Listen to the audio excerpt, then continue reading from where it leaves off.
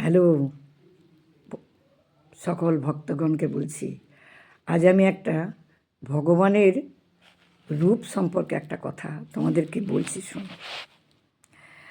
সম্রাট আকবর তার দেওয়ানকে বললেন যে হিন্দু ধর্মে নাকি ভগবানকে দেখতে পাওয়া যায়, তো ভগবানকে তুমি আমাকে দেখাতে পারবে? ও তো বিরাট দুশ্চিন্তায় পড়ল যে আমি ভগবানকে কেমন করে দেখাবো, আমি তো পারবো না। বাড়িতে গিয়ে খুব দুশ্চিন্তায় আছে যে আমি কী করে দেখাবো, নইলে তো আমার চাকরিটা হয়তো আর থাকবে না। চিন্তা করতে করতে একজনের সঙ্গে দেখা হলো।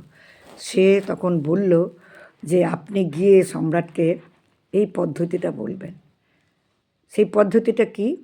পরের দিন সকালে সেই দেওয়ান সম্রাট আকবরের কাছে যখন আসলেন, তখন বললেন, রাজামশাই আমাকে 1 গ্লাস জল আর 4 চামচা চিনি রাজসভায় এনে দেন। দিচ্ছি। যথারীতি সেইভাবেই 1 গ্লাস জল আর 4 চামচ চিনি ওনাকে এনে দেওয়া হলো। চামচ দিয়ে চিনিটাকে জলের মধ্যে উনি দেওয়ানজি গুলে দিলেন। সম্রাটকে বললেন, এবার তো আপনি পান করুন। নিয়ে পান করার পরে বলছে, এবার আপনি কী বুঝছেন, কী খাচ্ছেন? তা উনি বললেন, আমি শরবত খাচ্ছি, চিনির শরবত। তো বলছে, শরবতটা যে খাচ্ছেন, আস্বাদন করছেন, ওর মধ্যে কি আছে, সেটা আছে কি, সেটা বর্তমান বস্তুটা, সেই বস্তুটা তো ওই গ্লাসের মধ্যে নেই। বলছেন না। তাহলে আমাদের ঈশ্বর হচ্ছেন এমনি, তিনি রসে ভরা, রস সিন্ধু, ভক্তি রস ও সিন্ধু। সেই ভক্তির রসকে সেই সিন্ধু থেকে আমাদেরকে পান করতে হবে।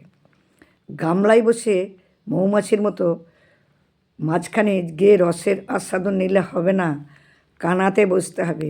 মিষ্টির গামলার কানায় বসে সেই রস আস্বাদন করতে হবে।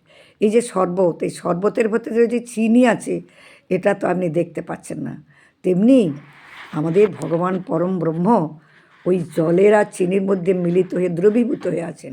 ঈশ্বর তাই প্রতিটি জিনিসের মধ্যে দ্রবীভূত আছেন। আছো অনল অনিলে, চির নভ নীলে, ভূধরে সলিলে গহনে, আছো বিতপি লতায়, জলদের গায়, শশী তারকায় তপনে। এই যে রবীন্দ্রনাথের যে কথা, তত সুন্দর কথা। তাই উনি সর্বত্র দ্রবীভূত আছেন। তাই ওনাকে আমাদেরকে খুঁজতে হবে, তবেই তো তার দেখা পাবো। ভক্তগণ, এইভাবে দ্রবীভূত ভগবানকে আমরা খুঁজি, তাহলেই তো হবে, আর কিচ্ছু লাগবে না।